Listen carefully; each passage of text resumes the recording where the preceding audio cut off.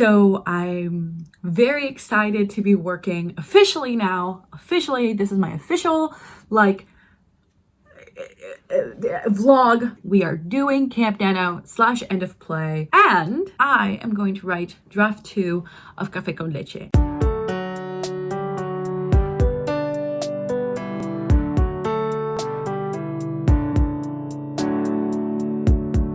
Good morning. Hi. It is currently 9:55 a.m. God, my hair looks like a mess.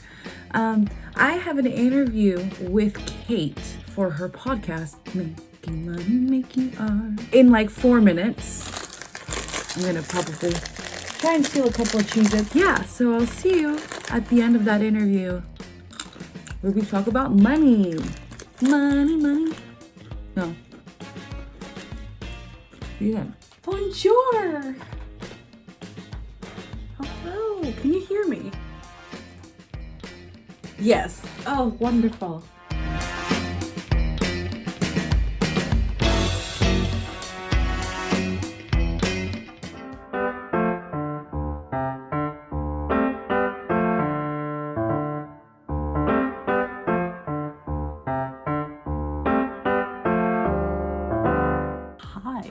It is currently 1:43 p.m. and I'm streaming. Obviously, the pup is showing, but it's very interesting. It's been a while since I've done a check-in while the stream's there. Trying not to give them a bingo point, but also it is kind of embarrassing to vlog while you're streaming. And like right now, I'm like trying to put you down and it's just not working. Give me a second. Can you tell I'm using my tripod? Look how effective that is. Okay. So today, well, this week is kind of odd. So I'm not doing a lot of writing this week. I reached out to Wellissimo to see if I could get their outline. I can read it over and like try and outline the show. I had to cancel my lesson with John on Wednesday because I got scheduled to work for the podcast twice this week, which means I have no time to actually sit down and write. And so I'm hoping I can get everything done like editing wise for the podcast really fast and then sneak some outline time in. Yeah. Now, what you just saw is, well, I guess I didn't actually talk to you after Kate's interview. If you want to see how it went down, go listen to the podcast episode. I don't know when it's coming out. I will have a vlog coming out about the writing process of the jingle. So there's a lot of stuff for you to watch if you are interested, but I just want to say Kate is so sweet, genuinely lives up to the expectations, and that's not something everyone does. So yeah, I'm just honored that I got to write the theme song for someone who I really genuinely admire and whose work has personally inspired me to like do this. I know a lot of people feel similarly, and I took the time to tell her because I feel like that's what you should do. You shouldn't wait till someone's dead to give them their flowers. I'm not going to spoil anything else we talked about, but art versus content. So go check it out. It's on Spotify or wherever you listen to podcasts. What you just saw for today is I finally signed up for End of Play. Monica, you can follow her Twitter. We found each other on Twitch. Really, really great playwright. Go read her work. They came on my Twitch stream maybe about June or something. I can't remember because End of Play had just recently ended and they suggested that I do it next year. So I'd completely forgotten about it because working memory, I have none of it. Luckily, I do follow her on Twitter and I follow a lot of playwrights and musical theater writers on Twitter. So End of Play was making the rounds again and I registered this time. So I'm going to do it. So I'm going to do a combination of Camp Nano, End of Play, and kind of build as much of community as I can. There is potentially going to be a meetup with other musical theater writers and playwrights in my area of SoCal, since we're like, you know, a very like small condensed area. So it's super exciting. I definitely want to go to the meetups if I can, and I'll obviously be taking y'all along with me. And I am so looking forward to it. You know, as someone who is writing a musical, NaNoWriMo isn't really working for me in terms of like, you know, I've met a lot of great people through the writing community, but there's things that I can't talk about because like we don't write in the same way. And you know, meeting with other playwrights and other like musical theater writers, I think will be such a cool experience because I don't really know anyone else who does what I do. And I mean, obviously I have some friends like online who do what I do, but I've never met anyone who does what I do. And so it's like really, really exciting, and it's really about finishing the show. So I'm very excited to be working officially now. Officially, this is my official like vlog. We are doing Camp Nano / end of play, and I am going to write draft 2 of Café con Leche. Obviously, I have been working with John on it a lot, so I have a lot of work to do this week since we are not meeting. End of play is a new thing that started in the pandemic, so it's honestly just, I wish I'd seen it 2 years ago because it would have made this feel less lonely, but I haven't even been working on the musical a year. So I definitely think that like once end of play is done, which would be April, like my 1 year anniversary of starting on the project and like thinking about the project would be in May, and I would already have 2 drafts done. So like that's something really cool to look forward to. And so those are the updates. With that, I'll check in with you later because I'm doing nothing else today except working. Hi friends, it is currently 8:17 p.m. on March 19th, and it's the Worldwide Write-a-thon. I woke up late and then I had to take Jack to the vet. You ready to go to the vet?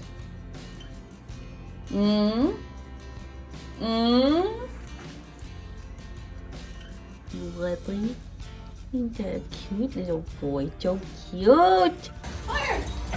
I could hear the jingle jangle. And then we went on just like a fun drive.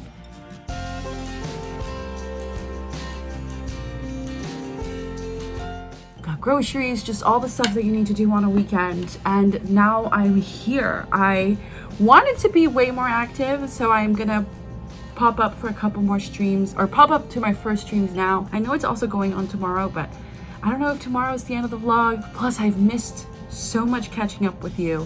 So I figure I would catch up with what I did like kind of in the week, because it's been a couple days since your girl has actually talked to the vlog, and then kind of tell you what I'm gonna do today as I open up a gift. I got another gift from my sister. I'm gonna try and not show you the address if I can. So while I open that, let me talk to you about what I did on Wednesday. This week is actually my heaviest working week because I have to edit 2 episodes for the podcast. So it means I didn't actually get to do a lot of writing, but I did sneak in 30 minutes while I was downloading the podcast episode, which I actually didn't need. It ended up costing me later down the line. But in a way, I'm also really, really grateful for those 30 minutes. So after putting it off for literal weeks, I finally fixed the beat sheet to match the original one I did for draft 0. And I also took the opportunity to hype up what I was working on in final draft. The show is so cut in half, and this week, since I didn't get to meet with John, it was really about taking everything we talked about and putting it all in one place, which is what I want to do now. The thing is like end of play starts in 12 days, and I need to get my ass into gear into finishing what I need to finish for the show, which means that I need to stop hesitating about what it is that I'm doing for my outline. I've been really, really afraid to work on the outline. There's also been some personal stuff happening that has made it hard to be creative for me. So I took the time to put all of that together on Wednesday. And then I haven't touched anything, but on Wednesday I got a lot done, even though I just did, what was it, 45 minutes. I did like a sprint. So since today is Worldwide Write-a-thon and it's still going to be tomorrow, I should just kind of lean into that productive mindset and go hang out with fellow writers. Also, I read this tweet yesterday about turning my musical potentially into a podcast. So depending on whether I can shop it or not, I might like actually get a cast remotely or something. All right, my sister got me this, which I think is a tripod. My mom has one, which she just uses to like watch TV on her phone, you know? And then I'm always vlogging, so she's like, why didn't you get one of these? And my sister was so sweet. I just gotten her tickets to Assassins, so she was like, all right, fine, I will. So now I have to put this together. Oh, it's like remote controlled, right? So it's like this. So yeah, my sister got me a tripod, which I love, so thank you. Enough talking. I need to get to work, so I'm going to first do the edits for the podcast, which I need to do. They pay me, and then I'm going to jump on a stream. I have to look at the worldwide write-a-thon schedule, and then hopefully I'll have something by the end of the night.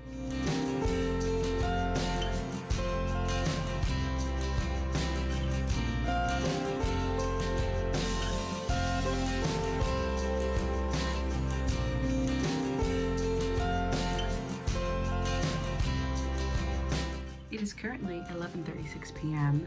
and I'm hanging with Shay at the Worldwide Write-a-thon. But let me sit you down and talk about what I've done, because I think I actually accomplished something. This vlog is actually going to have content.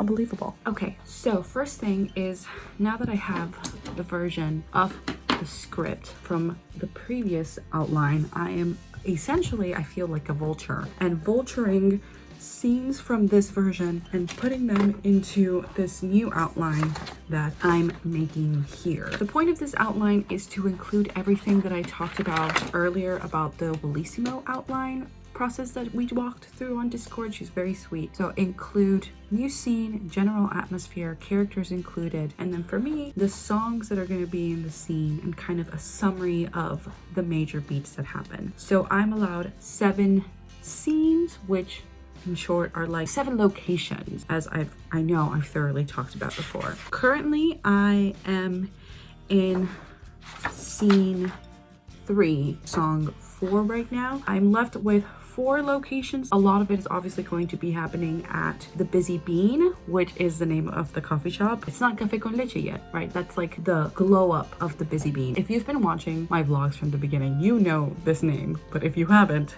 this might be new. So yeah, this is a name that I came up with, Café con Leche, because in one of my earlier drafts, I was like, oh, right, the coffee shop, the metaphor. So at the end, once she is fully realized and like self-actualized, Alejandra ends up owning Café con Leche, which is something I'm keeping from this version, but I'm kind of working through it here.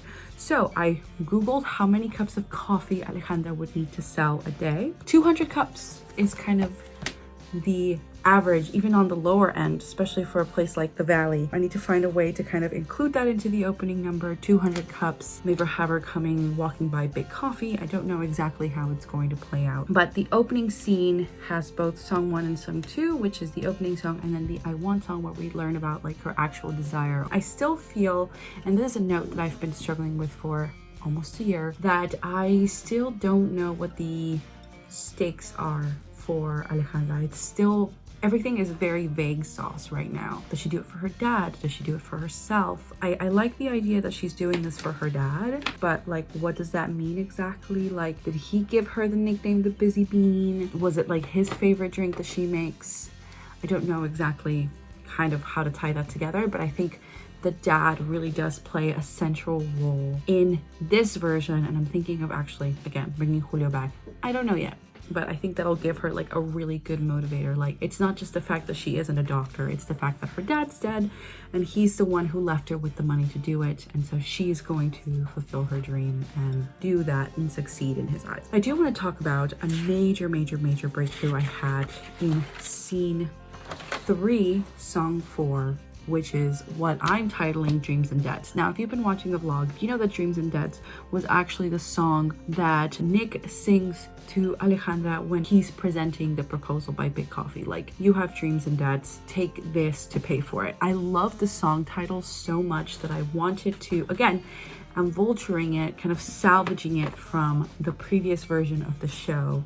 And I love the idea of Dreams and Debts being this love duet between Rosa and Alejandra, because I'm realizing, right, that the love triangle is between Megan, Rosa, and Alejandra. That means that really the love duet which would happen in scene 3 in a musical, scene 3, song 4, is actually happening between the two characters that need to fall in love, which is Rosa and Alejandra need to fall in love as like mother and daughter, because that's really the story. It's the story between a mother and a daughter. Now, I realize now why people have co-writers in situations like this. I'm really, really desperate to have some outside perspective to kind of round things out and make things easier, but it's just not happening at the moment. So after just thinking about it, I'm thinking that Dreams and Debts is going to tie around the dad. Like Alejandra has dreams because she wants this coffee shop to succeed, but she also has debts to her dad, to her mother, the sacrifice that they gave, and so she can't really be as much as she wants. And Megan's still on her mind. Like she finds her, she has a crush, and she, you know, she doesn't want to reach out to her. And then I do want her to have a moment there. It's like, why don't I reach out to her? And it's like, because I know that what I'm feeling for her isn't just business, and even though I know it's just a crush, I can't ever explore that, and that kind of impacts what she does, and I think can lead to an even stronger love manipulation duet between Megan and Alejandra. And then having Rosa have the same kind of conflict between dreams and debts, like the fact that she misses her husband so much and has dreams for what they were supposed to do together, but also the debt that he's dead, and she doesn't like the fact that he gave Alejandra the money to do this thing because she wants her to grow up and get married to a good Catholic boy and have grandchildren. Like that's the age where she should be at now. So I think those things pair well with each other, where Alejandra's having this crush on this woman and being like, I can't ever explore this because like this is not something that I could be forgiven for, because this coffee shop is the only reason I'm even doing this is because of my dad. So I think I have to make the dad and kind of his death, and in this case sacrifice, right, the debt that they have to pay, stronger throughout. That's really kind of the thread in the show. And I'm literally, as I'm talking to you, I am making these edits. Anyway, this outlining process really helps, so I have to thank Bellissimo for that. All right, and so with that, I think this is the end of the vlog for this. I'm very tired. It's almost midnight and I need to go to bed because I am not feeling too good and I don't want to get ill. And also I'm almost done with my tea. So with that said, I have a meeting with John on Wednesday, so the girl 100% needs to have an outline of at least Act 1 by Wednesday. So that is really what we are going to be focusing on. I have exactly 4 locations left, and so I have to make them count as much as possible. And so with that, I will see you next week with a new vlog. Bye-bye.